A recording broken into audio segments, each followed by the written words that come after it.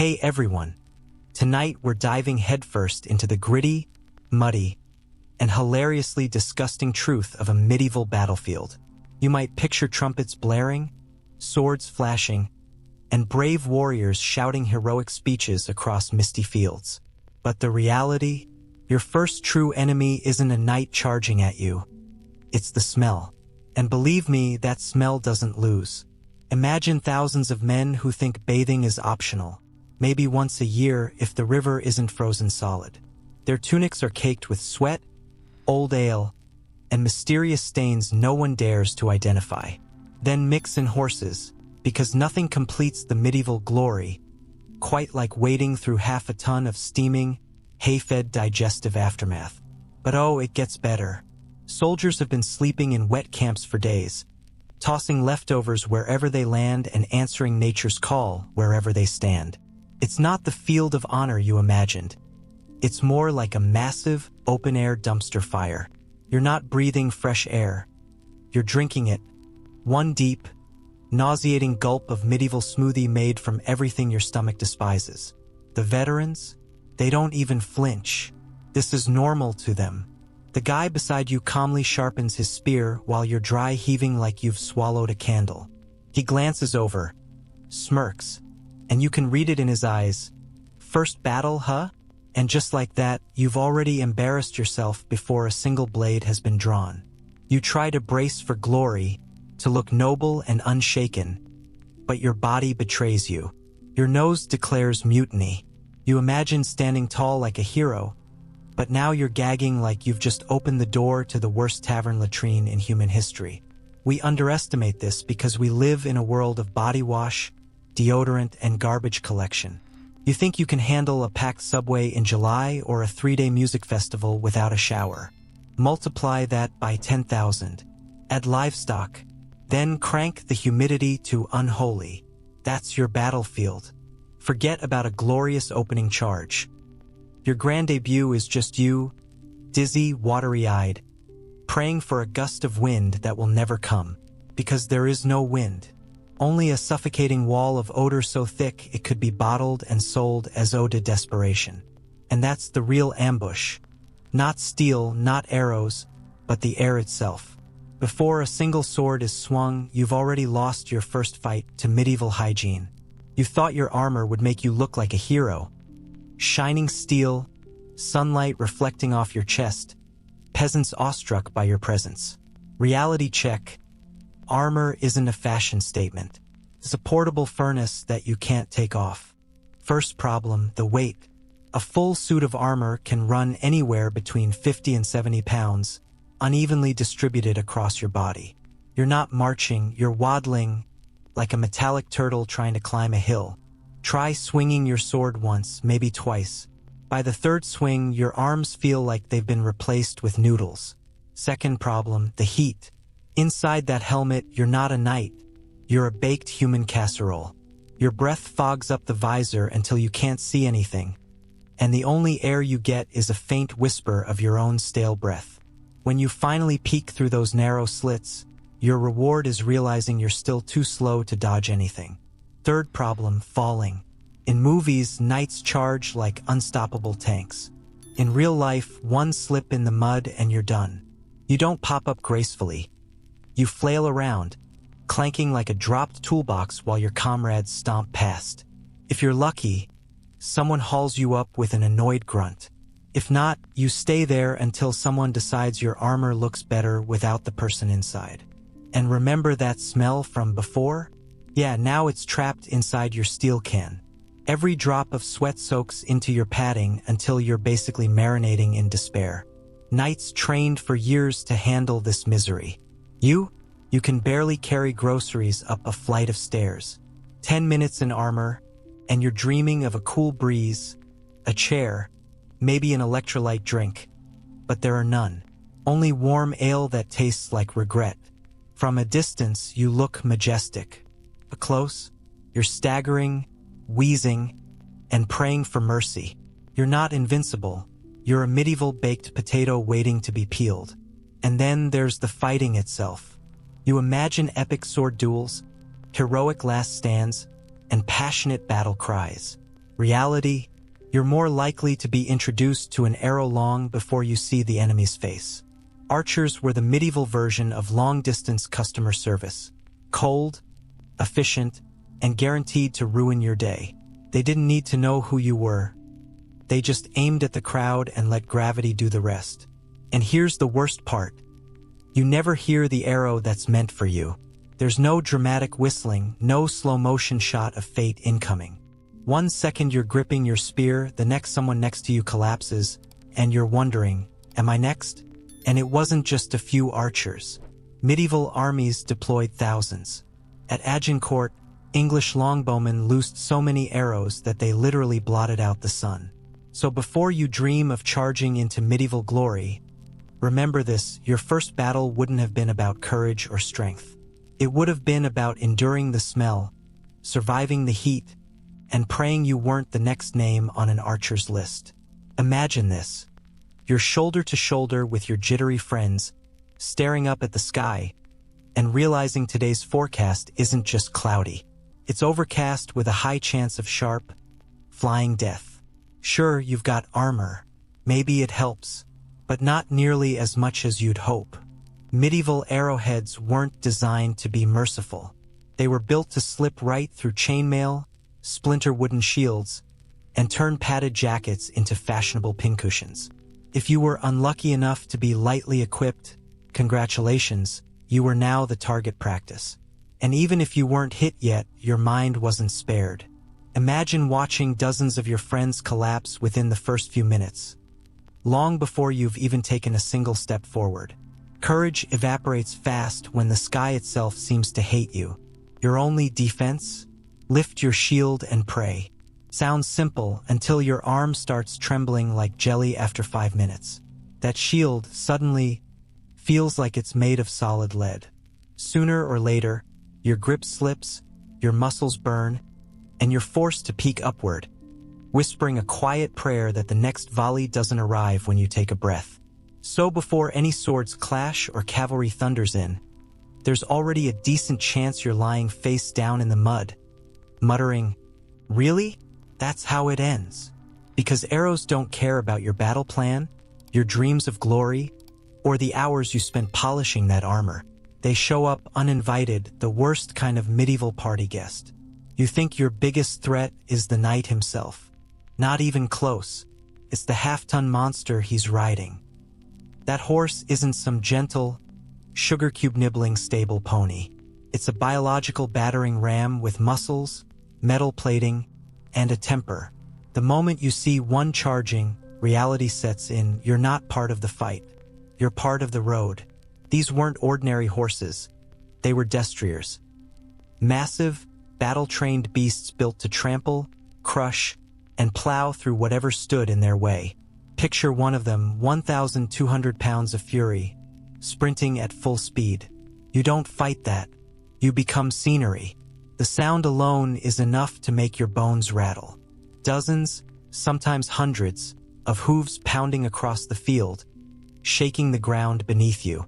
At that moment, it doesn't feel like a battle anymore. It feels like the earth itself is coming to flatten you. By the time the knight lowers his lance, you're not thinking strategy. You're deciding whether you'd rather be skewered, flattened, or both. You might think your spear will save you. Maybe, if you were standing perfectly still in a disciplined formation. But you're not. You're sweating, panicking, and wishing you'd stayed home to tend sheep instead. The first rider bears down on you, and your spear trembles like it's made of straw. They say horses can smell fear. Maybe they can, or maybe they're just too busy turning you into a medieval speed bump. And if the lance misses, don't worry. The sheer momentum will finish the job. Forget the romantic image of elegant knights jousting like graceful warriors. Real battle was chaos. Riders crashing into formations, horses kicking sideways, men flying through the air. One solid hoof to the chest, and you don't need a medieval doctor to confirm your diagnosis. You're done. Even if you somehow survive the first wave, you're not safe. Cavalry didn't politely stop after one charge. They circled back and came again, trampling over whoever was unfortunate enough to still be breathing on the ground. At that point, you weren't a soldier anymore, you were part of the muddy carpet. In songs and stories, cavalry charges sound noble and awe-inspiring. In reality, they were pure terror. The knight might aim for honor, but his horse? His horse aims for maximum flattening. Between the two, your odds of lasting 60 seconds shrink faster than your courage. You probably think the real danger is the enemy ahead of you, but often, it's the man standing right behind you. Welcome to Friendly Fire, Medieval Edition. Forget modern precision warfare, this was close, crowded, and chaotic. Thousands of men packed shoulder to shoulder, swinging sharp metal sticks with shaky hands. Sooner or later, someone's bound to jab in the wrong direction. And guess who's right in front of him? First, let's talk about spears. Spears are long, awkward, and about as precise as a broomstick. The guy behind you tries to thrust at the enemy, but instead, he's stabbing you in the calf. Congratulations, you're now a human shish kebab, and the battle hasn't even started properly. Then come the swords. Forget cinematic duels and chivalry. Picture exhausted men swinging wildly in every direction, hoping to hit something, anything, that isn't on their team. With the smoke, screaming, and general panic, no one can see much anyway. If you're lucky, you walk away with a dented helmet. If not, well, you won't be thanking your teammates later. And archers? Don't even start. Arrows don't always fly straight. Sometimes they misfire, sometimes they bounce, and sometimes the wind just decides to ruin your day. It's one thing to fear the enemy's arrows. It's another thing entirely when you realize your own archers are just as dangerous. Even moving was a hazard. Picture this. The commander yells, "Advance!" and the entire formation surges forward like a human stampede. You trip, fall, and before you can get up, 50 of your dearest comrades have already stepped on you. Not out of spite, they're just trying not to die themselves. Medieval courtesy only went so far. Veterans knew better. That's why they always fought near the edges. Fewer chances of being stabbed by their own side. You, though? You're in the middle of the chaos, surrounded by rookies who still don't know their left from their right. Every time someone swings, you flinch because half the danger isn't in front of you. It's around you. So yes, the enemy might be terrifying, but the real threat might just be Steve from your village, swinging his axe like he's chopping wood and forgetting your head isn't firewood. On a medieval battlefield, friendly was just a suggestion. And if by some miracle you've survived the smell, the arrows, the horses, and even Steve's enthusiastic aim, don't celebrate yet. Because now the battlefield itself turns against you. In the Middle Ages, mud wasn't just mud. It was a weapon. Picture thousands of soldiers and horses stomping across the same patch of ground for hours. Even if the day started dry, soon you're standing in a swamp of filth. The ground churns into thick, sticky soup, the kind that grabs your boots and refuses to let go. Every step feels like you're wading through porridge. And now, imagine you're wearing 50 pounds of armor. One wrong step and you're knee-deep trapped. You pull, twist, strain, but your boot decides to stay behind. You wobble, you fall, and suddenly you're face first in medieval quicksand. And here's the worst part, nobody stops to help. Not because they're cruel, but because they can't. When panic hits and survival instincts take over, you're just another lump in the mud. Soldiers stomp over you, horses splash past, and you're trying to breathe through a helmet that's slowly filling with sludge. So much for your glorious, sunlit duel. Even if you somehow claw your way back up, you're exhausted, filthy, and wondering why you ever thought being a knight was a good idea. Your legs feel like they're made of solid iron, your armor's clogged with mud, and every step takes more effort than the last. Meanwhile, arrows and cavalry couldn't care less that you're basically fighting while standing in medieval quicksand. You've just become the most convenient target on the field. And it's not just you. Entire armies got swallowed by swampy terrain. At battles like Agincourt, proud knights drowned in muck before they ever reached their enemies. Imagine being one of the most feared warriors of your age, only to be defeated by a puddle. Not exactly the glorious ending sung about in the taverns. So when you picture yourself standing tall and fearless on a battlefield, don't forget to look down. Because in the Middle Ages, even the ground seemed to have a personal vendetta against you. The earth itself wanted to drag you under, literally. You didn't always need an enemy to lose a battle. Sometimes one patch of farmland was all it took. You've slogged through mud, survived a rain of arrows, and even shrugged off a hoof print or two to the ribs. You start telling yourself, maybe I can actually make it out alive. And that's exactly when it happens. Panic. Someone nearby breaks, and like yawning in a crowded room, it spreads faster than reason. It starts subtle. A nervous glance over the shoulder. Someone muttering that the formation looks less like an army and more like a bunch of villagers playing soldier. One man takes a hesitant step back, then another joins him. Within seconds, several more are running. Within a minute, your line collapses faster than an overbaked pie. You want to be brave, to stand firm, but bravery loses its appeal when everyone around you bolts like frightened rabbits. Because here's the thing about human instinct. When 50 people sprint in one direction, your brain doesn't calmly suggest, hold the line. It screams, run, idiot. Medieval commanders understood this perfectly. That's why they bellow themselves hoarse, waving flags and blasting horns, desperate to keep their men in neat formations while a wall of cavalry thundered toward them. Sometimes it worked, sometimes it didn't, and when it didn't, the battlefield turned into a full-blown stampede. Armored men tripping over each other, horses panicking, wagons toppling, chaos feeding chaos. Here's the worst part, you don't even have to be the first to panic. Someone else's fear infects you like a virus. You feel the press of bodies, hear the screams of retreat, true or not, and before you know it, your spear's on the ground and your legs are sprinting before your brain even catches up. Later, you'll tell yourself it was a tactical reposition. But deep down, you know you joined the medieval version of a Black Friday crowd, only with sharper elbows. And panic wasn't just humiliating, it was lethal.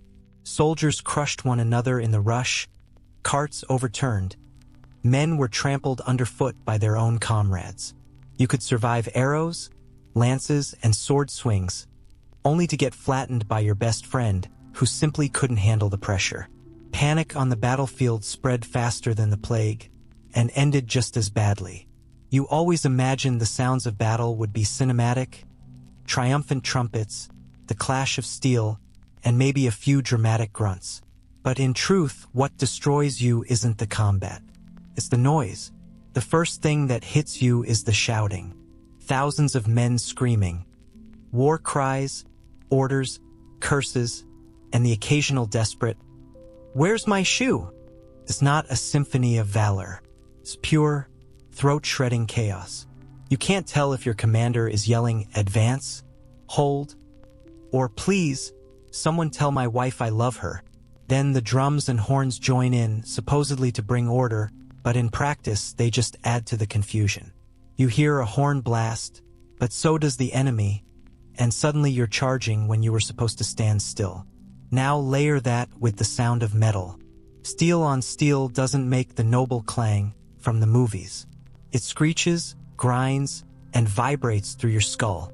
Every hit sends a shockwave through your helmet until your head feels like it's been used as a church bell. And then the horses. Horses don't whinny in battle. They scream. A warhorse shrieking in full gallop isn't majestic. It's nature's reminder that you are small, soft, and about to be trampled. But the worst sound of all is human. People don't die quietly. They wail, sob, and cry out for their mothers in voices that cut through everything else. You weren't ready for that part.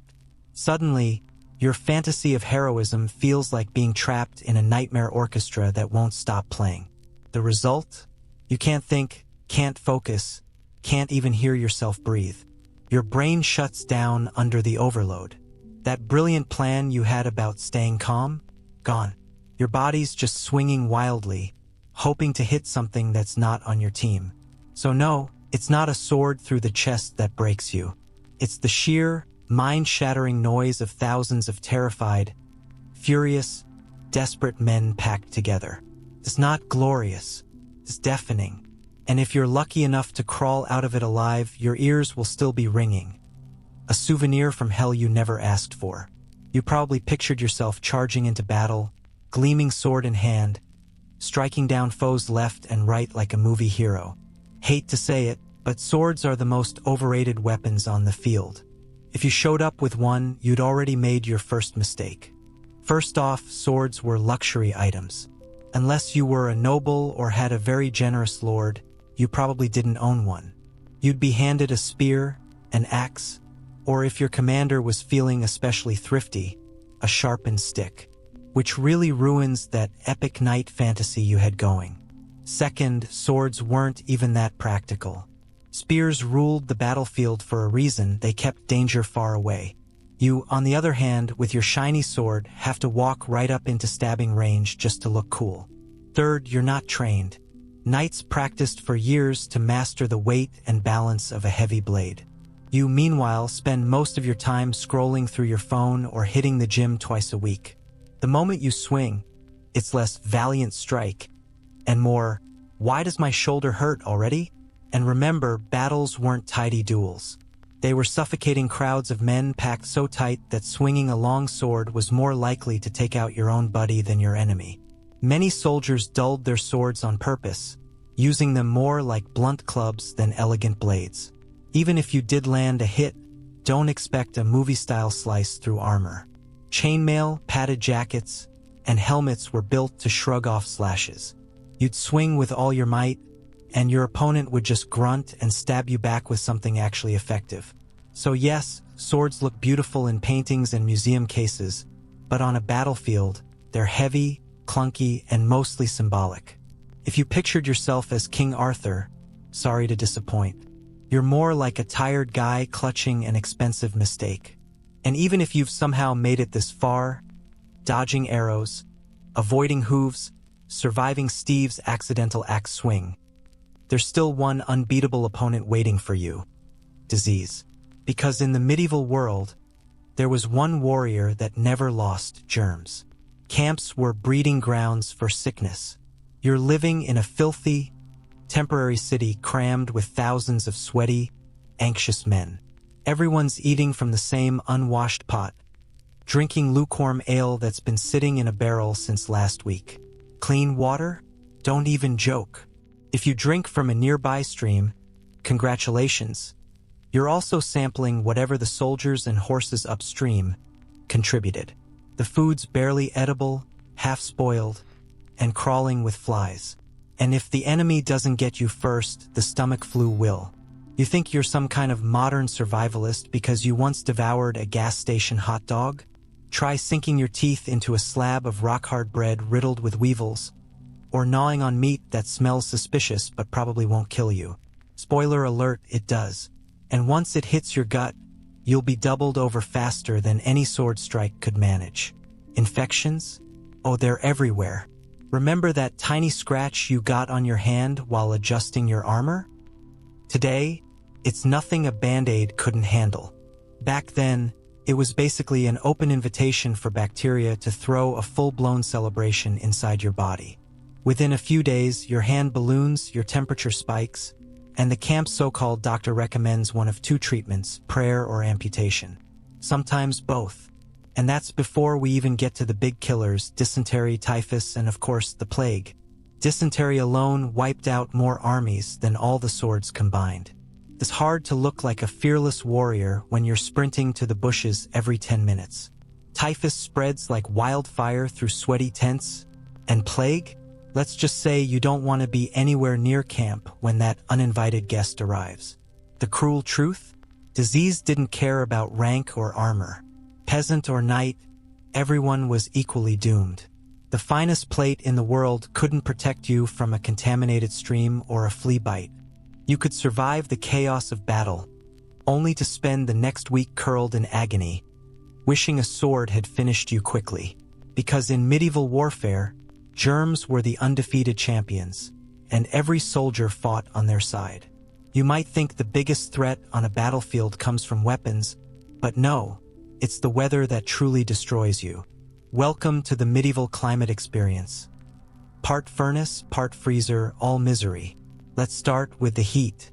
You're wrapped in layers of padding, chainmail, and steel, essentially a mobile oven in the middle of July.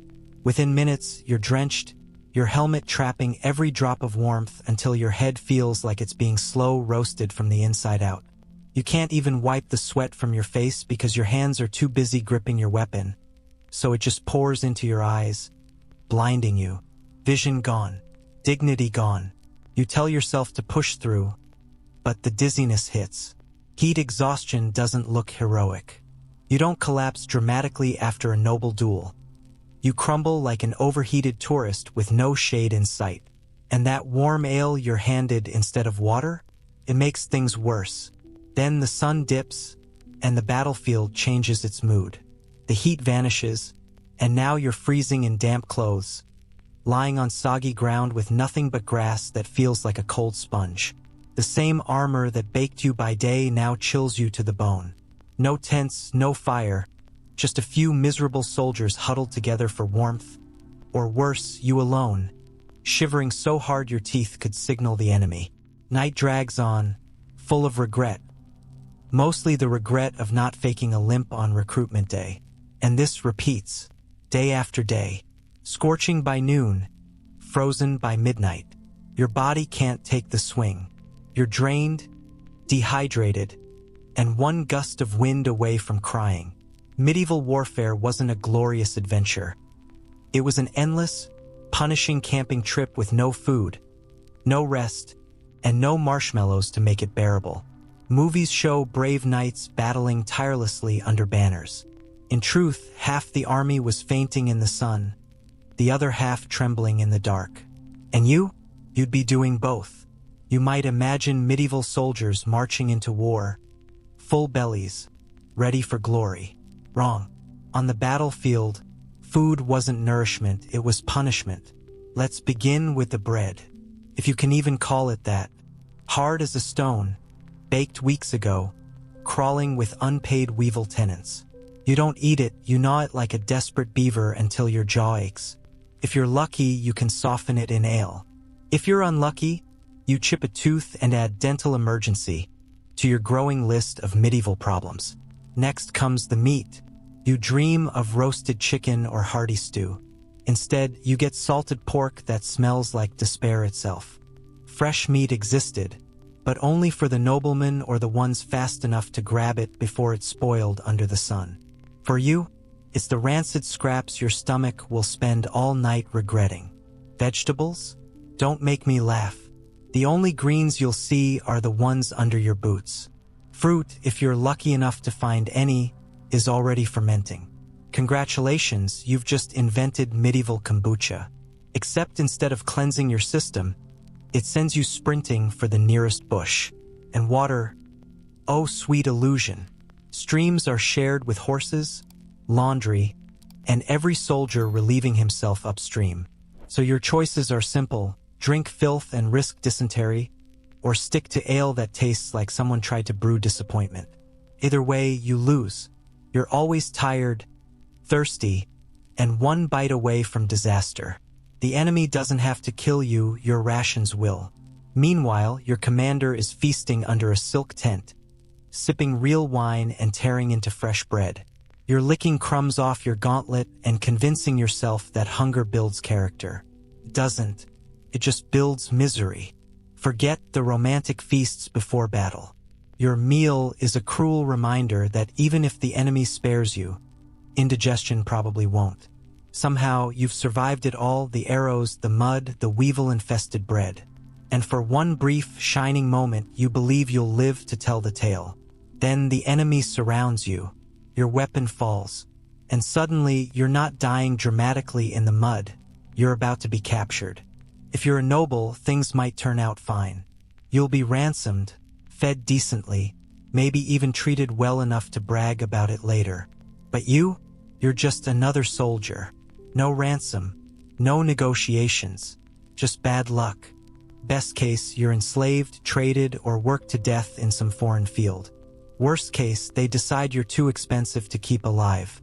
Feeding prisoners costs money, after all, and you're not worth the expense. Even if you're spared, the humiliation burns. Stripped of armor, herded with other defeated men, you stop feeling like a warrior and start feeling like cargo. Then comes the psychological torture, the waiting, the not knowing. Will you be traded? Killed? Forgotten? Every hour stretches like eternity. Death on the battlefield was at least quick. Captivity is slow, uncertain, and cruel. You were important enough to survive, but not important enough to matter. So yes, you thought surrender meant safety. Instead, it's a ticket to misery, the medieval loyalty program where your only reward for surviving is a lifetime of suffering. You've made it further than anyone expected. Dodging arrows, outlasting mud, even surviving Steve's accidental spear jab. For a fleeting moment, you imagine songs sung about your bravery. But reality doesn't do ballads. Surrender doesn't earn mercy. Drop your weapon and maybe they'll ignore you. Maybe they won't. In the chaos of battle, no one has time for pity. Medieval mercy was unpredictable and usually absent. Forget the fantasy of noble duels, blades clashing in perfect choreography. Real combat was messy, brutal, and fast. Your ending would likely come from 3 different weapons hitting you at once. Chronicles never mention that part.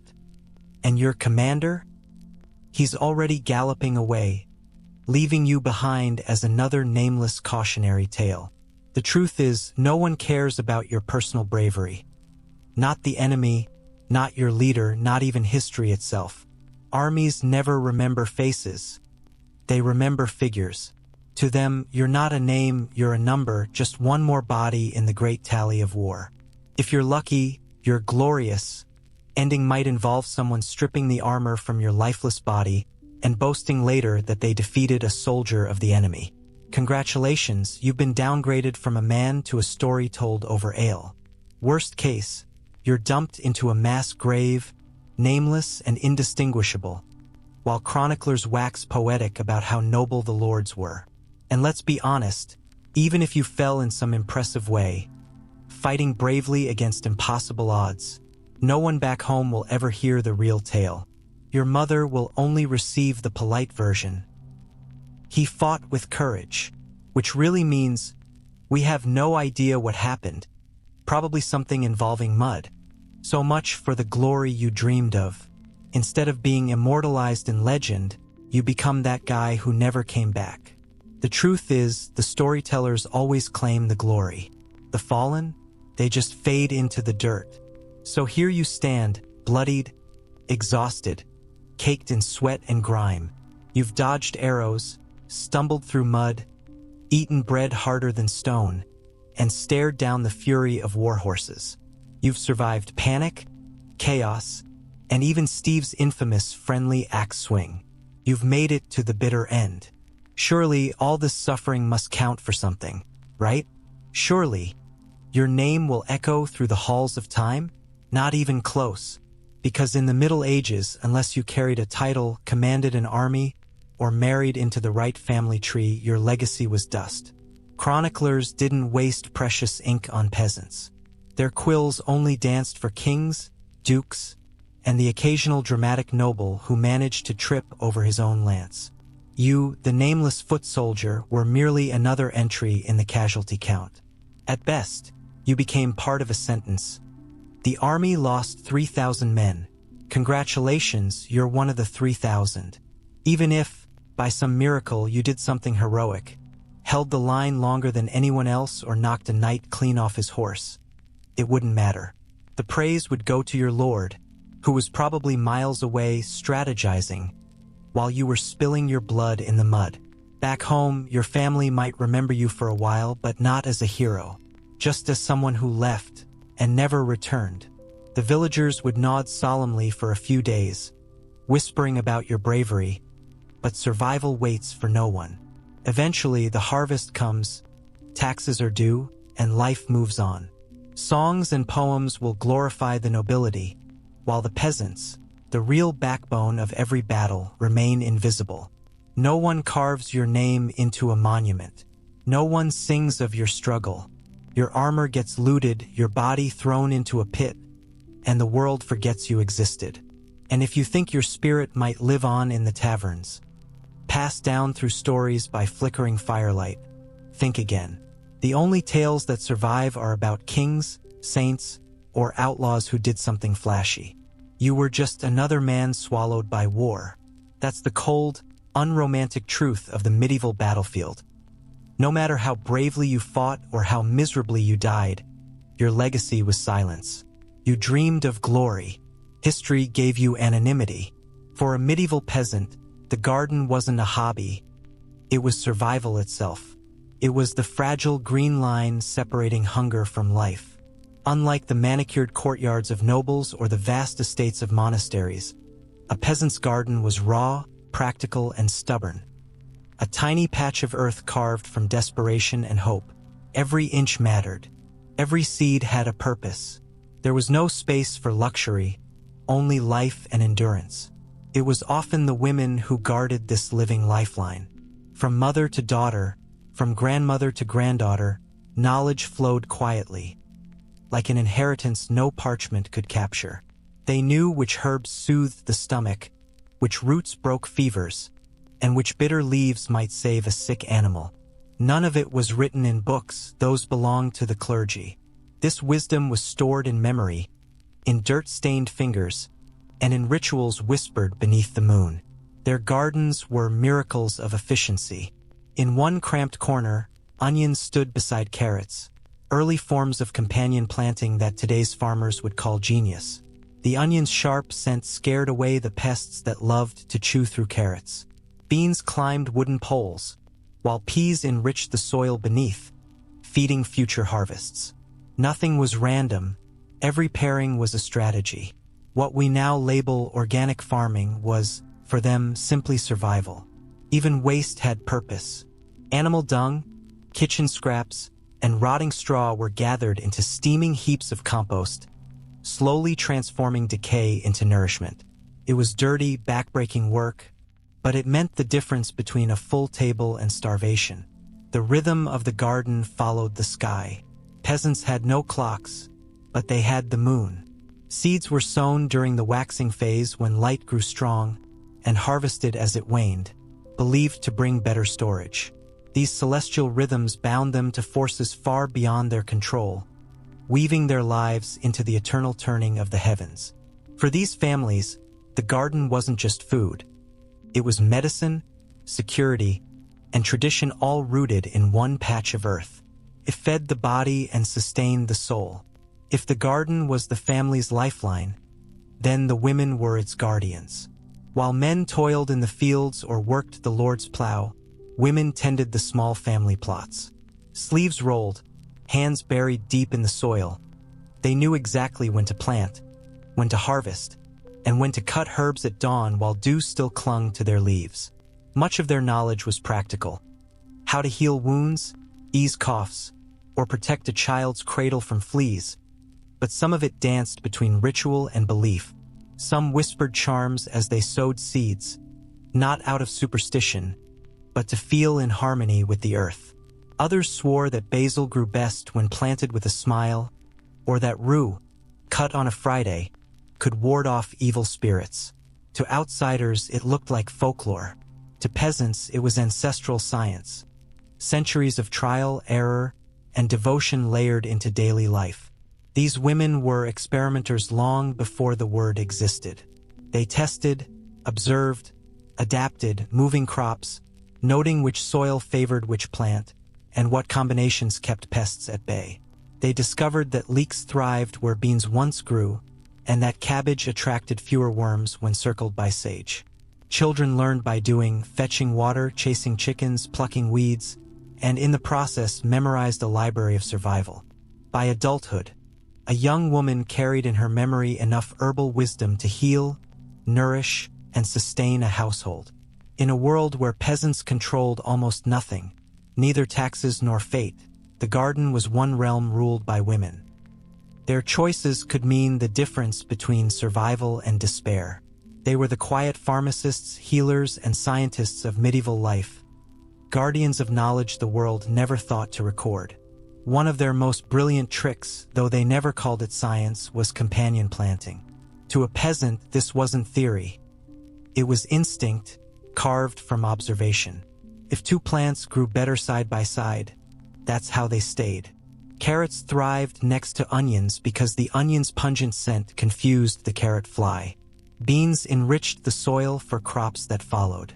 Peas restored fertility to exhausted patches. They didn't need the term nitrogen fixation to understand that after beans, the earth seemed reborn. Herbs like dill, sage, and thyme played double roles, warding off insects while seasoning the stew pot. Even flowers weren't just decoration. Marigolds kept pests away and could soothe the skin when brewed into a salve. Every plant had a job, every patch had a purpose. Nothing was wasted, not even beauty. Together, this delicate web of life turned a small, stubborn garden into something extraordinary. A self-sustaining engine of survival, crafted by the hands of those history chose to overlook. If the medieval peasant garden had a hidden ingredient, it wasn't some enchanted herb or secret spell whispered by moonlight. It was manure. Yes, plain, pungent, unavoidable dung.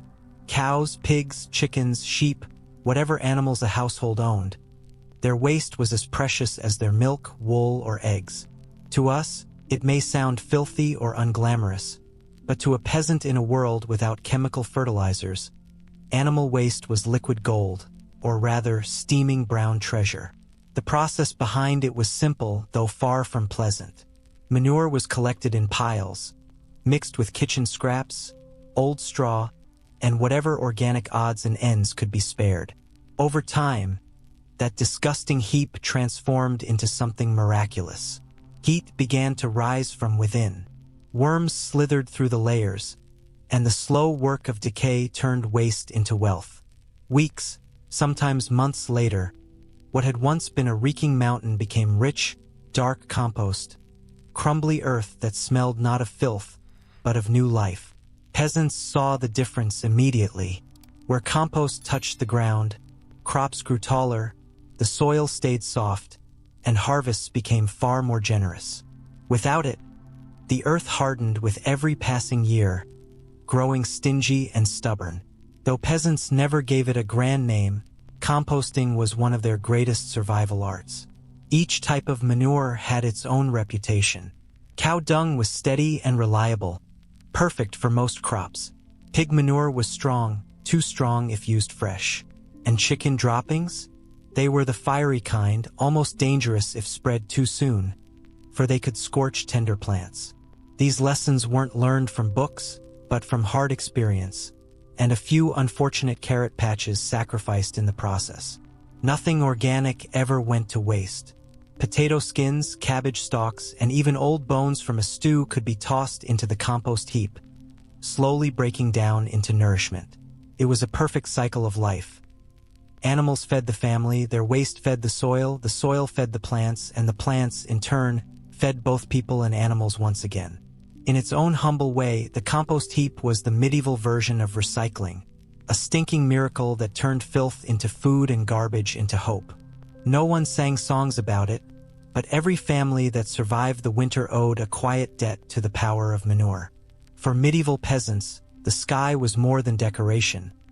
It was their calendar, their compass, and sometimes their oracle. Without printed almanacs or pocket watches, peasants looked upward to read time itself. The moon was their most faithful guide, waxing and waning like a celestial clock, believed to tug not only the tides of the sea but the life force of plants. Seeds were never thrown carelessly.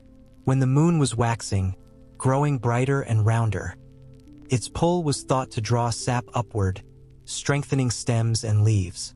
That was the time to plant crops that reached for the sky. Peas, beans, lettuce, and herbs.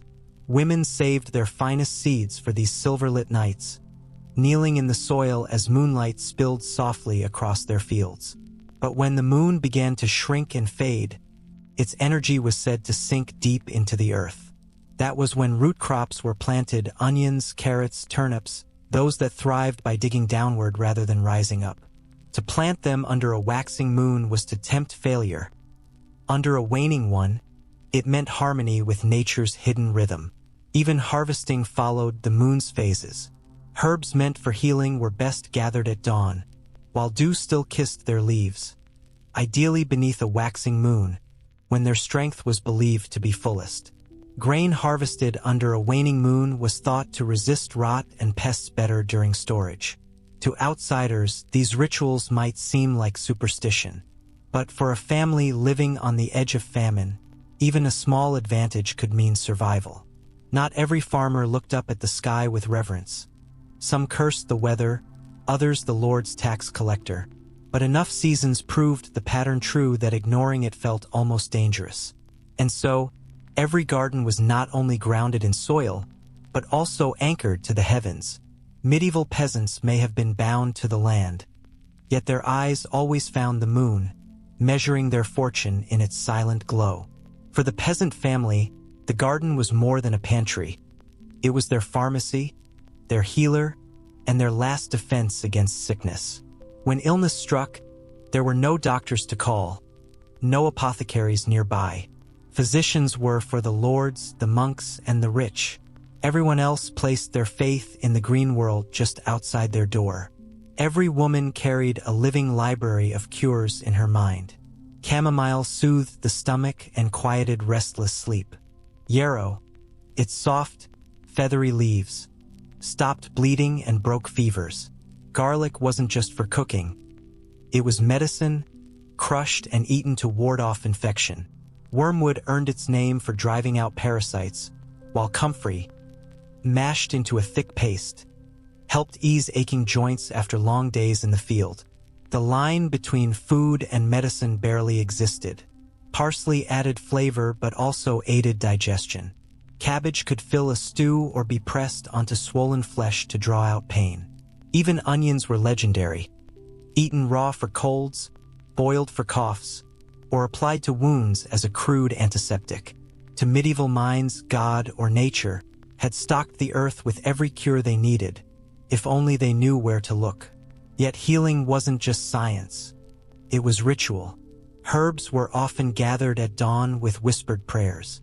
Dew was believed to carry power, and certain plants had to be cut with clean blades, or only under a particular phase of the moon. Superstition clung to every remedy, but when your child was feverish and medicine scarce, even hope itself was healing. The same garden that sustained the family also tended their animals. Nettles were fed to cows to boost milk. Garlic mixed into chicken feed kept flocks healthy. Bitter herbs were added to fodder to drive out worms. The soil that nourished people also safeguarded their beasts. For peasants, the garden wasn't just food, it was resilience. Every herb, every leaf carried the memory of past illnesses conquered, of knowledge whispered from one generation to the next. These plants weren't merely crops. They were survival made visible, living proof of human endurance. The medieval peasant garden was never static. It moved to the heartbeat of the seasons. To live, families had to plan months ahead, thinking not just of today's meal, but of next winter's hunger. Each season brought its own work, its own worries, and its own fragile hopes. Spring was a time of labor and faith. As frost loosened its grip, women and children turned the soil, breaking clods with wooden tools, spreading manure saved through winter. Peas, onions, and lettuce were sown carefully into the warming earth. Every handful of seeds was a prayer, for one unexpected frost could destroy weeks of effort overnight. Summer brought growth and vigilance. Weeds were merciless rivals, and children were dispatched to scare away birds or chase chickens from tender shoots. Herbs were harvested at midsummer when their oils were said to be strongest. Dill and fennel were dried for stews and healing brews. It was a delicate balance between feeding the family now and saving enough for the hunger that would come. Autumn was the reckoning, the moment of truth. Carrots and turnips were pulled from the soil and buried in cellars or straw-lined pits. Cabbages were hung upside down or salted into barrels. Beans and peas were dried for winter pots. while onions and garlic were braided into long ropes to hang above smoky hearths. By the time the cold returned, every peasant home became a museum of survival. Its walls hung with food, its air scented with herbs, its people resting for a brief moment before the cycle began again. Families in the Middle Ages measured their survival not in coins or titles, but in baskets, jars, and bundles, hoping that what they'd stored away could carry them through until spring's return. Winter was the great trial, the season that stripped life down to its essentials. Gardens fell silent, buried under frost and snow, yet the work didn't truly stop. Inside their homes, peasants became quiet alchemists, brewing teas from herbs dried in summer, rationing roots with near-religious care, stretching every carrot and turnip to last until the soil softened once more. Some even coaxed life from the dead of winter, sprouting beans in clay pots beside the hearth, just to see a hint of green when the world outside lay cold and colorless. This rhythm of labor and patience never paused. It repeated endlessly. To miss a planting season, to sow too late, or to misjudge a harvest wasn't simply bad luck. It was hunger, perhaps even death. But when the cycle was kept, when timing and toil aligned, the humble peasant garden became more than soil. It became a compass, guiding entire families through the unforgiving turns of the medieval year. And though each family tended its own small patch of ground, no garden truly stood alone. Villages were bound by necessity, woven together through trade, advice, and quiet generosity. Seeds, cuttings, and hard-won wisdom were passed from hand to hand like heirlooms. One household might keep a particularly hardy bean, another an onion variety that resisted rot through winter's chill. Over time, these exchanges formed a living archive of survival, a library not kept in books, but in roots and leaves. Women were often the keepers of this silent commerce. At wells, in churchyards, or at the market, gossip flowed hand in hand with gardening secrets. Tricks to keep slugs off lettuce, how to make peas thrive in dry soil, or which herbs healed a stubborn cough. Knowledge wasn't hoarded. It was traded, gifted, and spread like seeds across generations.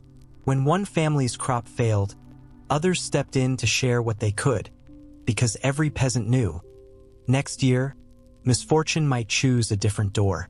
Even celebrations sprouted from the soil. Feasts and festivals often began in the garden. Garlic and leeks flavoring communal stews, sage and thyme baked into shared bread. Weddings, christenings, and harvest feasts all bore the fingerprints of many gardens stitched together through cooperation and care. But beneath this spirit of unity, there was always a flicker of competition. Who would boast the first ripe peas? Whose cabbages lasted longest into winter? Who brewed the richest nettle beer or the most soothing chamomile tea? Pride and rivalry crept through bean rows just as surely as weeds did. A thriving garden wasn't only food. It was reputation, proof of diligence, a badge of quiet honor among people who owned little else. Yet when the skies turned cruel, when blight blackened leaves, pests devoured crops, or storms drowned the harvest, gardens became lifelines, not just for one family but for the entire village. Shared seeds meant shared survival, and the collective knowledge of the people rebuilt what disaster had taken away. Each little fenced plot was a thread in a much greater tapestry of endurance. In the end, the medieval peasant's garden was more than food and medicine. It was a bond between neighbors, a symbol of resilience, and a reminder that survival, in that world, was never a solo act. The typical peasant garden was small, tucked tight against the family's hut, yet within its narrow borders beat the very heart of life. These gardens lacked the grandeur of noble estates or the scholarly beauty of monastic orchards. But to the common family, that patch of soil was priceless. It fed them, healed them, and gave them a fragment of control in a world ruled by chaos. Every furrowed row of beans or onions was a strand in the web of resilience that held them together. Compost heaps turned decay into sustenance. The moon's soft glow told them when to sow and when to reap. Herbs served as both medicine and prayer. What's remarkable is not only their survival, but their legacy. The same techniques, companion planting, composting, herbal healing, still echo in our modern conversations about sustainability and organic living. What we now celebrate as eco-conscious was, for them, simply survival. Their instincts became wisdom, passed down over centuries, shaping the very roots of modern farming. But beyond practicality, these gardens offered something deeper, a sense of control in a world that allowed so little of it. Taxes, war, famine, and the whims of weather. These were forces beyond a peasant's reach. Yet in the garden, within that small patch of earth, a person could command something real. A row of leeks meant one less hungry night. A pot of sage tea offered comfort against sickness.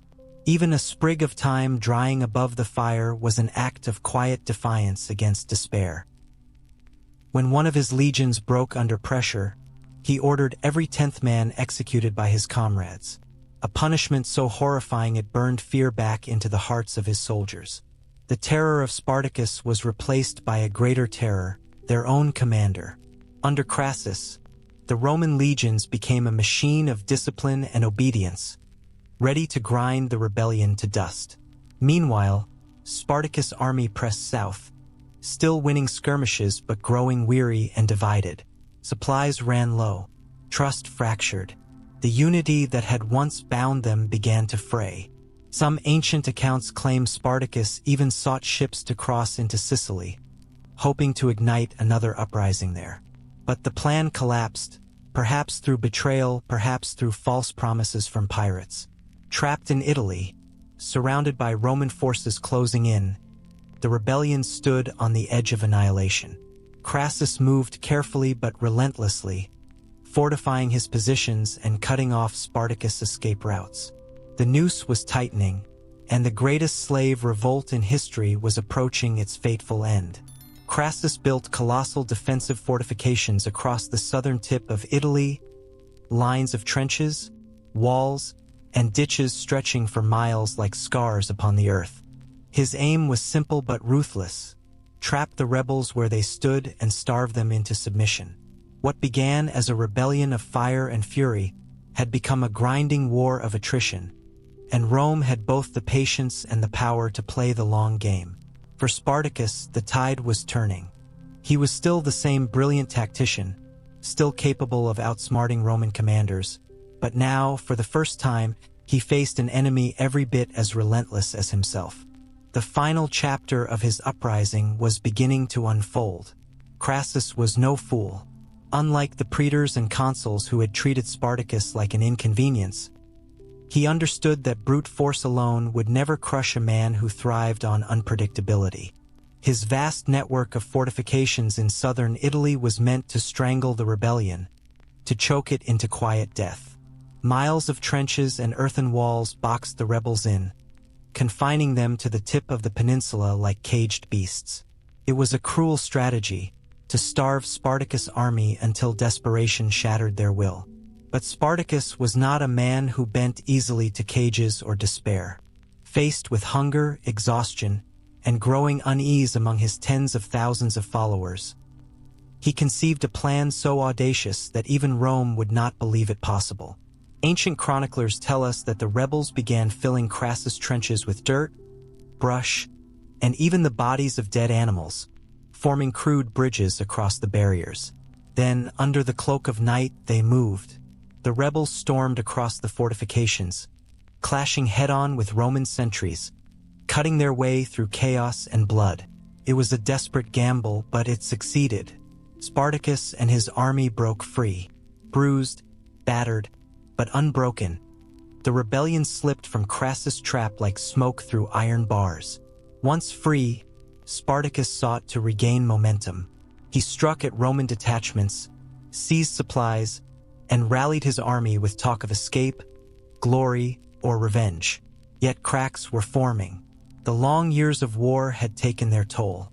Men deserted, morale crumbled, and hunger gnawed at the heart of his army. The dream of freedom beyond the Alps was fading, replaced by a harsher truth. Now, Every battle was simply a fight to stay alive.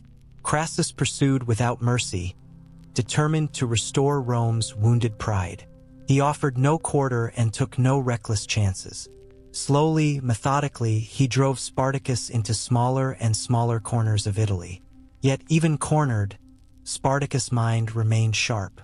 In several encounters, his forces inflicted shocking losses on the Romans, proving that his cunning had not deserted him. But time was no longer his ally.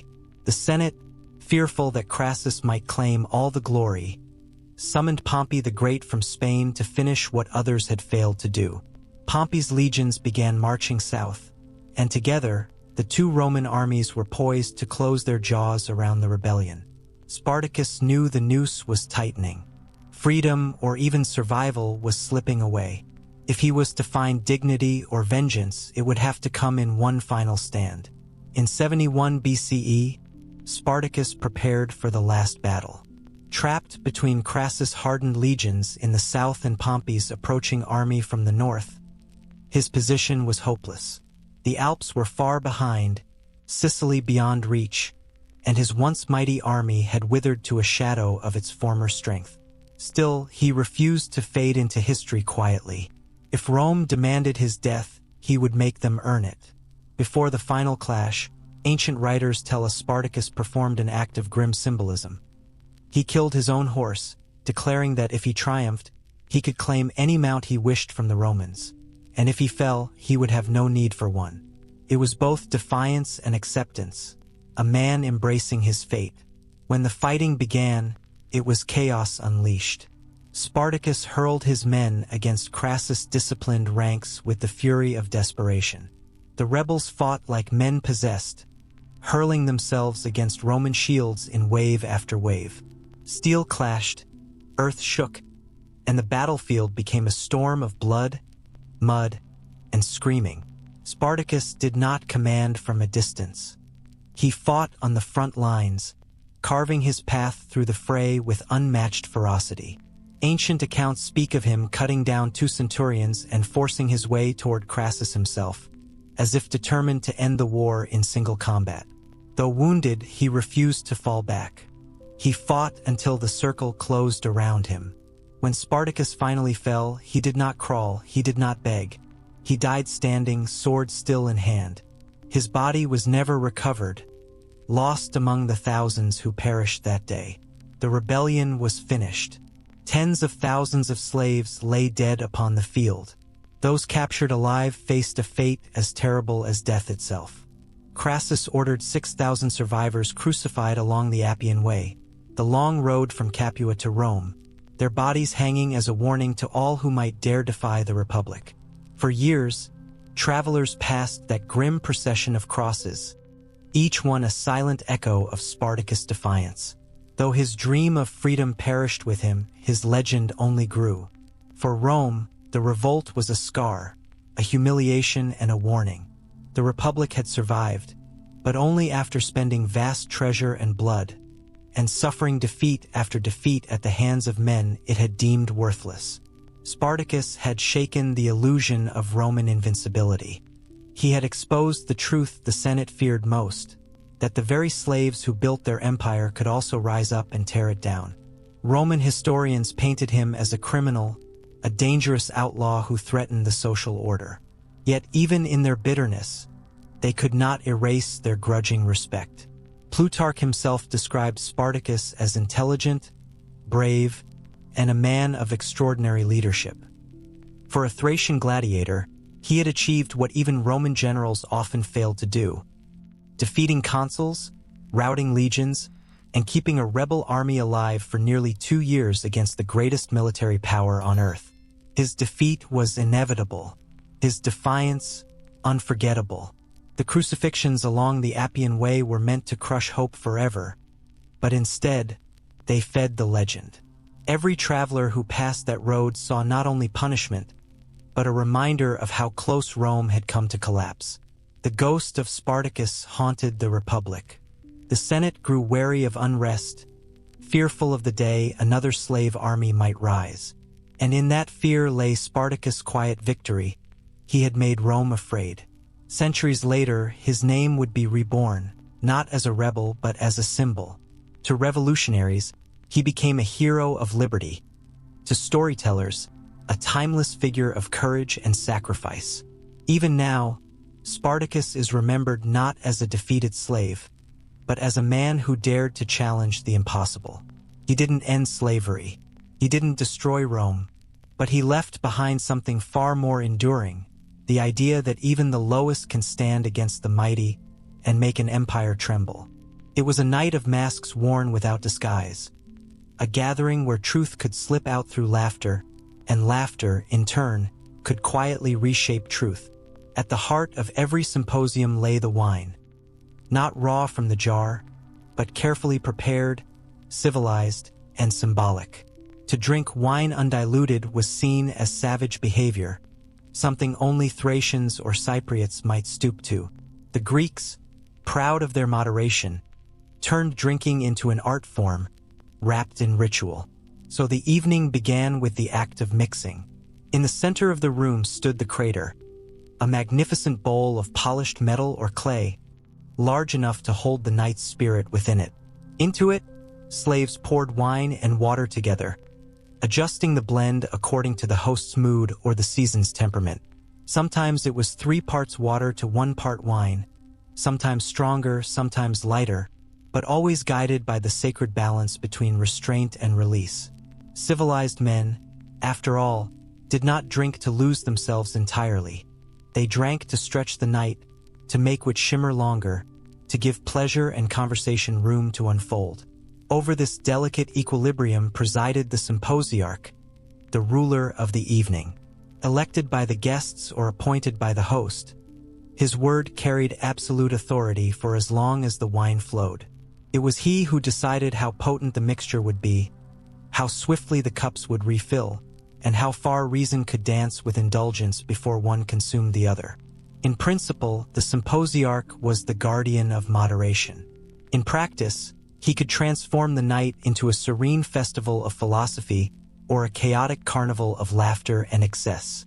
Silent slaves moved through the lamplight, dipping pitchers into the crater, refilling kylixes, shallow, wide cups that forced a man to drink slowly, savoring each mouthful. But wine was never just for thirst. It was the medium through which honesty, charm, and daring flowed freely. In vino veritas, said the Greeks, in wine truth. They believed a loosened tongue unmasked the soul. Yet balance remained vital. Too much and talk dissolved into noise. Too little, and the spirit of the symposium never truly awoke. To keep the atmosphere alive, the Greeks turned even their drinking into play. Guests might challenge one another to down a cup in one gulp, or to toss the remaining dregs at a target in the playful game of katabos. Every contest, every laugh, unfolded under the watchful eye of the symposiarch, part conductor, part dictator. His choices would decide whether the night gave birth to timeless poetry and whispered political schemes, or descended into drunken quarrels and overturned tables. In Greek imagination, wine was far more than a drink. It was a bridge. It linked mortals and gods, laughter and gravity, wisdom and folly. The crater at the center was both altar and engine, setting the rhythm of the night. Once the first cups were raised, ritual became rhythm, and restraint melted into celebration. Voices filled the air, but it was music that gave the evening its pulse. The haunting cry of the aulos, a double-piped flute, rose and fell, weaving through the chatter.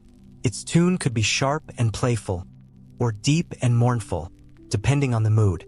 The aulos was often played by hired entertainers, women known simply as flute girls. They were not the wives or daughters of the guests, but professionals, slaves or courtesans brought in to animate the feast. Their role went far beyond music. They brought allure, energy, and sometimes temptation, blending performance and seduction in equal measure. The sound of the kithara, a stringed instrument beloved by poets, might join the air, along with soft percussion, drums, rattles, or clapping hands to keep rhythm. Guests, too, became performers. One might recite a poem, another sing a bawdy tune, another improvise a verse on a theme thrown at him by a friend. In a world without theaters or recordings, entertainment was living and immediate. Every guest was both audience and actor, judged by his charm, his wit, and his musical grace. To the Greeks, music was not mere amusement. It shaped the soul itself. Philosophers debated which melodies could teach courage, which inspired restraint, which tempted indulgence. Some believed the symposium was a training ground for harmony, a mirror of one's inner balance. Others saw it as an excuse to let reason drown beneath the waves of laughter and song. The truth, as ever, lingered somewhere in between. The flute girls embodied that very contradiction. They were outsiders, often enslaved, yet they stood at the very center of the night's enchantment. They played, sang, poured wine, and as the hours deepened, sometimes drifted into more intimate roles. Their presence blurred the lines between art and pleasure, between performance and desire. For the reclining men, this ambiguity was part of the magic, a reminder that sophistication and temptation were never far apart. The symposium thrived precisely in that tension, where refinement brushed against indulgence. As cups refilled and laughter rose, music directed the flow like a tide. A solemn hymn could quiet the room into thoughtful debate, while a quick, bright melody could spark laughter, challenges, and playful disputes. The symposium was never static. Like the wine in the crater, it was always mixed, part sacred, part profane, part wisdom, part excess. Music kept that delicate blend alive, ensuring that no mood, however fleeting, could dominate too long. If wine and music set the rhythm of a symposium, conversation was its living soul. Reclining on couches, heads crowned with garlands, the guests transformed the gathering into a theater of words. Politics could be whispered, poetry recited, philosophy debated, all with the same passion as a duel in the arena. The symposium was far more than a drinking party. It was a crucible of thought and reputation. The discussions ranged from the profound to the absurd. One man might quote Homer and ignite a debate on heroism. Another might propose a riddle or challenge his peers to craft verses on the spot. Political figures tested ideas, hinted at alliances, or delivered subtle criticisms under the cloak of drunken laughter. Philosophers, especially in Athens, turned the symposium into a classroom without walls, where ideas were refined not through lectures but through playful, probing dialogue. Plato's symposium immortalized this tradition. There, Socrates and his companions, deep in their cups, explored the nature of love itself. For them, wine loosened not only the tongue but the armor of pride, revealing truths too fragile for daylight. To speak at a symposium was to take a risk. One's wit, learning, and spirit were on full display before a room of peers eager to test and tease. A single foolish remark could invite ridicule. A clever insight could earn lasting admiration. But the line between wisdom and folly was perilously thin. As the wine deepened, eloquence might dissolve into slurred laughter, lofty arguments into jests. Moderation was again the golden rule. The finest symposium balanced intellect and humor, philosophy and laughter, as carefully as the host balanced water and wine. What gave these conversations their power was intimacy. These were not public speeches or political assemblies. They were private exchanges, spoken in lamplit rooms scented with incense, accompanied by the pulse of music. Here, men could speak freely, without the rigid formality of the agora, and sometimes, amid the laughter, uncover truths that would echo for lifetimes. Thus, the symposium stood as a paradox, a celebration of indulgence that also forged insight. In the mingling of wine and words, wisdom and wit were never far apart. As the night ripened and the wine took hold, talk gave way to games, contests of skill, wit, and endurance. These were not idle distractions but vital to the rhythm of the night, for they revealed who among the guests possessed grace, agility, and composure, and who did not. The most famous of these amusements was katabos. Each man would take the last drops of wine from his cup, flicking his wrist to send the liquid flying toward a target, often a bronze dish balanced on a stand. The goal, to strike it so that it rang with a perfect metallic chime. Success earned applause and laughter. Failure drew teasing jeers. But katabos was never just a game of accuracy. Each throw could be a dedication to a lover, a muse, or a dream, a gesture of devotion or flirtation disguised as play. Other challenges unfolded in verse. Guests composed lines on the spot, answered riddles, or tried to outshine one another with clever rhymes. A brilliant quip could elevate one's reputation. A clumsy rhyme could invite ridicule. Even drinking itself became competition. The symposiarch might order each man to drain his cup in one gulp, or to face rounds that grew stronger with every pour.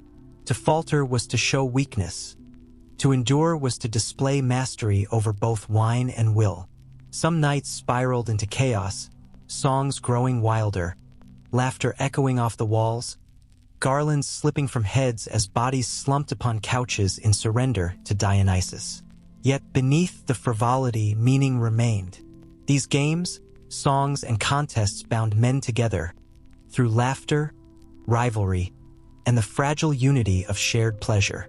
A missed throw of katabos or a perfectly recited verse reminded everyone present that they belonged to something fleeting but sacred, a community of spirit that existed only for that night. In the flicker of lamplight, surrounded by music and murmuring voices, the players of the symposium tasted something rare, the harmony of wit, courage, and joy. Between the echoes of song and the clinking of cups, they found the delicate balance the Greeks prized above all moderation in all things, even in the pursuit of ecstasy. The symposium was never merely about wine or idle conversation. It was about that unpredictable spark that flared when intellect met indulgence, when solemnity danced with laughter.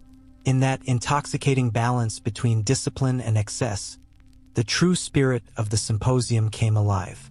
Beneath the waves of laughter, beneath the flow of wine and poetic exchanges, there pulsed a deeper rhythm, the heartbeat of desire. Eros was woven through every glance and verse, never distant, always near the surface. Respectable wives were absent. Such gatherings were not for them. The chamber of men was instead graced by other kinds of companions, courtesans, flute girls, and sometimes youthful beloveds. They drifted between couches, blurring the line between performance and intimacy. For the Greeks, Eros was far more than lust. It was a complex tapestry of attraction, mentorship, and influence, a mingling of affection and ambition. A man might dedicate a playful song, a daring toss of katabos, or a cleverly crafted verse to the one who captured his desire. Declarations of love could be light-hearted or sincere, but they were always public, displayed boldly before laughter, applause, and the eyes of peers. In this sense, the symposium became both a theater and a proving ground for relationships. The Hetaira, the renowned educated courtesans, brought far more than beauty to these nights. Unlike the fleeting charm of flute girls, Hetaira possessed intellect. They could discuss philosophy, quote poetry, and charm through mind as well as allure. Their presence elevated the evening's tone, lending it refinement while hinting at decadence. They shaped conversations, soothed egos, and sometimes held subtle sway over powerful men.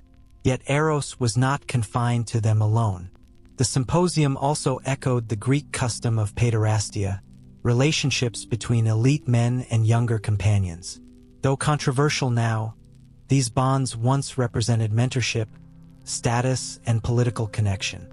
Inside the Andron, such relationships were openly acknowledged, expressed through poetry, gifts, and competitions of wit or loyalty. As the night deepened and the wine grew stronger, boundaries softened. Banter slipped into caresses, and contests of wit could lead to private encounters. The entire night danced upon the tension between restraint and release, intellect and indulgence. Dionysus, god of wine and ecstasy, presided over both reason and madness, and every man reclining in his honor knew he walked a perilous line between the two. In that charged atmosphere, desire wasn't an intruder. It was the lifeblood of the gathering. It fused music, philosophy, and intoxication into one electric current of emotion. For the Greeks, to explore love, whether sacred, physical, or philosophical, was to explore what it meant to be human. And nowhere was that pursuit more vividly embodied than in the symposium. But beneath its glittering surface of song, laughter, and wine, another force stirred: politics. Reclining side by side, powerful men spoke with a freedom impossible in the public assembly. They whispered strategies, tested alliances, and gauged who might be friend or rival. The Andron, though private, was more treacherous than the agora, for reputations were made and destroyed with a single careless toast. Politics entered the symposium with subtlety. One man might recite Homer, likening himself to a hero while slyly mocking another. Another might recount a recent campaign, exalting his own valor while hinting at a rival's weakness.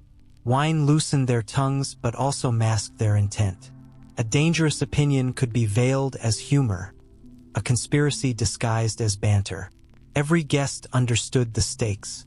Even the host's seating arrangement spoke volumes: who reclined beside whom, who was excluded, who drank the finest wine. Every gesture carried meaning. To be invited was honor.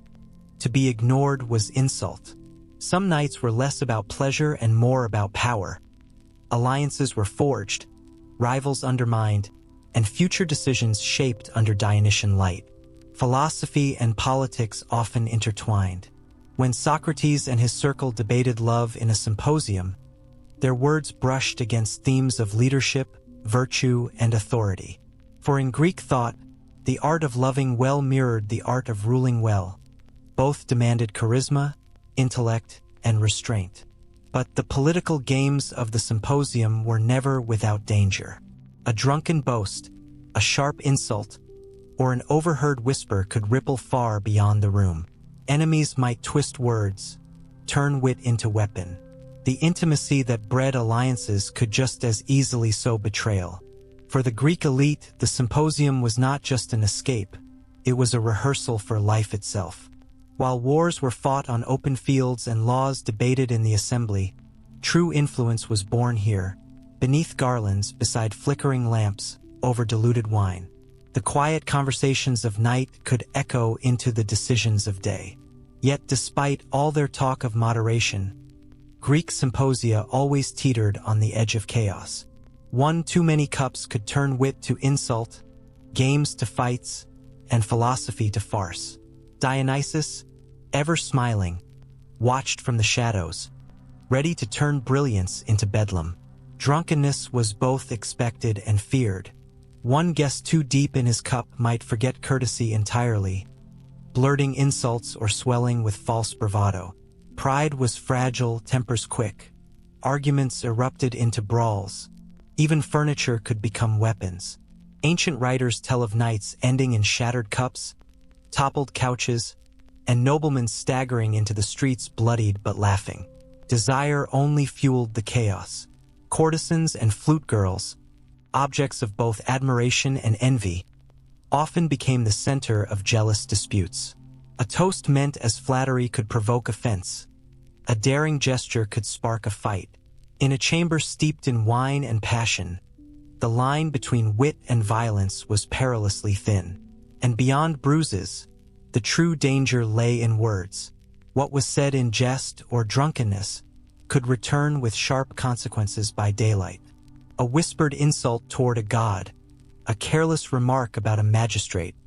Such things could end reputations or lives.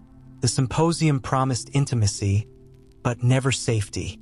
As Plato warned through Socrates, intoxication stripped away reason, corrupting the very purpose of these gatherings. Aristotle, too, drew the line between enlightenment and excess. To drink moderately was to loosen thought. To overdrink was to lose the self. Yet perhaps this very risk was the attraction. The symposium was never meant to be safe. It was a testing ground for intellect, emotion, and desire. It was where men dared to walk that thin edge between reason and madness, creation and destruction. Sometimes it birthed poetry that endured through centuries. Other times it ended in broken pride and broken noses. Excess was the symposium's shadow, without it, dullness. With it, danger. And no one could ever predict which way the night would fall. By dawn, as lamps guttered and garlands withered, what remained were memories.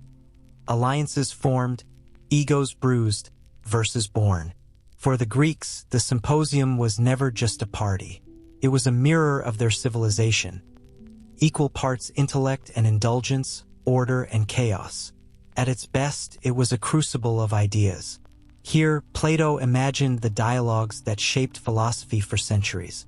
Poets tested their art before sharp-tongued audiences. Statesmen rehearsed their arguments in laughter before speaking them in marble halls. At its wildest, it became theater. Sacred yet profane, cultivated yet chaotic, bound by ritual yet driven by impulse. The wine blurred lines, and Dionysus reigned supreme. The social lessons ran deep. The symposium reinforced hierarchy. Wives excluded, slaves serving in silence, while elite men reveled as masters of intellect and indulgence. Yet even that order could crack under intoxication. Masks could slip and truths emerge.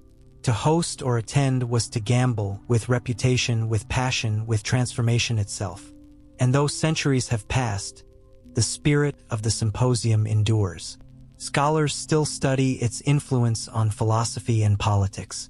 Artists still paint its reclining figures and flowing wine. Even in modern gatherings, where conversation, laughter, and drink mingle, the echo of that ancient tradition lingers. For in the end, the Greek symposium was a paradox. Much like the people who created it, disciplined yet hedonistic, serious yet playful, intellectual yet sensual. Reclining under Dionysus' gaze, they explored not just pleasure, but the deepest truths of human nature. And that intoxicating blend of wine and wisdom remains one of Greece's most enduring legacies. What was spoken in the haze of wine did not always vanish with it. Many philosophers cautioned against this very danger. Plato, through the voice of Socrates, warned that intoxication stripped men of reason and distorted the true spirit of the symposium. Aristotle, too, reflected on that fragile line separating wine's liberation from its downfall. To drink in moderation, he suggested, was to free the tongue toward truth and wisdom. But to overindulge was to surrender completely, to lose the self to chaos. Yet perhaps this very risk was part of what made the symposium so captivating. It was never meant to be entirely safe or predictable. Its purpose was to lure men into the gray spaces where logic blurred, and laughter, passion, and fury intertwined freely. Sometimes these nights birthed poetry that would echo through centuries. At other times, they ended with shattered pride and swollen faces. Excess forever lingered like a shadow over the symposium. Without it, the evening risked monotony. With it, ruin. The guests never quite knew where the night would lead. And when dawn crept across the sky and the final lamps dimmed, what remained were more than empty cups and crushed garlands on the floor. It left behind memories, fleeting or eternal, alliances forged, egos bruised, and occasionally, verses that would outlive their makers. For the Greeks, the symposium was never a mere celebration. It was a reflection of their civilization itself, an intricate balance of intellect and indulgence, wisdom and pleasure. At its highest form, the symposium became a forge of ideas. Within these candlelit chambers, Plato envisioned dialogues on love that would go on to shape Western philosophy. Poets tested their verses before merciless audiences, while politicians rehearsed arguments that would one day resound through the public assembly. The intimacy of the andron, the men's hall, turned it into a workshop of thought, where the rigid walls of public decorum briefly fell away. And at its wildest, the symposium descended into a theater of excess. Wine blurred the boundaries of restraint, and Dionysus, the god of revelry, reigned supreme. Men sang, jested, competed, and sometimes collapsed into laughter or into chaos. A single night could birth timeless poetry or erupt into brawls spilling into the streets. That very unpredictability was the soul of the tradition. The symposium existed in paradox, refined yet reckless, sacred yet sensual, shaped by ritual yet forever courting disorder. The social meaning ran deep. It reinforced the hierarchy of the ancient world. Wives and respectable women excluded, slaves moving quietly among the couches, while elite men reclined as masters of wit, wealth, and pleasure. Yet beneath that facade, the symposium also revealed how fragile such order truly was. In the fog of drink and desire, masks slipped, truths emerged, and reputations could change in a heartbeat. To host or even attend one of these gatherings was to take a risk, a gamble not only with one's reputation but with one's very sense of self. The symposium was never just a party. It was a stage where identity, intellect, and indulgence collided. And though the centuries have long since passed, its spirit has never truly disappeared. Historians still trace its influence through the roots of Greek philosophy, literature, and politics. Artists still immortalize its scenes. The reclining figures, the glinting goblets, the laughter that seems to echo eternally across frescoes and ancient vases. Even in our modern world, the echo of the symposium lingers. You can hear it in every dinner where curious minds share ideas over a glass of wine, in every gathering where music and conversation flow freely. Though perhaps today, there's less poetry and a little more chaos. In the end, the Greek symposium stood as one of history's great paradoxes. Disciplined yet indulgent, playful yet profound, sensual yet deeply philosophical. Beneath the gaze of Dionysus, the Greeks sought more than pleasure. They sought understanding. They used the intoxication of wine not to escape reality, but to explore it, testing the fragile boundaries between truth, desire, and human connection. And that intoxicating blend of wisdom and pleasure remains one of their most fascinating legacies. A reminder that sometimes, enlightenment begins not in solitude, but in shared laughter and open dialogue. So tell me, if you could attend one of these legendary symposia, what question or idea would you bring to the table? Share your thoughts in the comments below. And if you love uncovering the hidden rituals, philosophies, and timeless truths of the ancient world, don't forget to like, share, and subscribe to Vassal Truths. We bring history's conversations back to life, proving that even thousands of years later, the dialogue never truly ends.